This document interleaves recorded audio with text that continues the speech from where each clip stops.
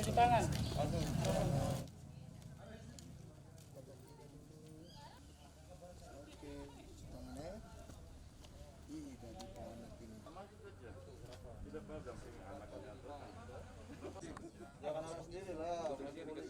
Bepergian. Namun sebelum kita positif,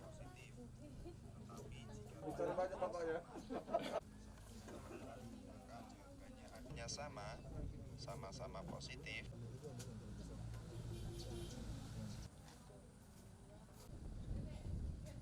Masyarakat pedesaan, Mbak. Jadi ada yang wilayahnya masih terjangkau sinyal, ada yang tidak.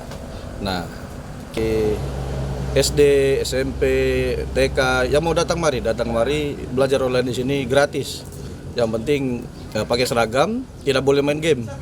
Harus belajar karena waktu seperti ini, masa-masa sulit seperti ini, kalau pertemuan di sekolah pun tidak ada, kalaupun di online masih sempat main game, nanti malah kasihan ketinggalan pelajaran. Makanya sudah kumpul di sini.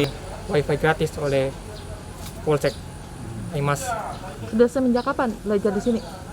Sudah semenjak Senin kemarin. Senin kemarin. Iya. Biasanya belajar dari jam berapa sampai jam berapa? Biasanya dari jam 7 sampai selesai pelajaran.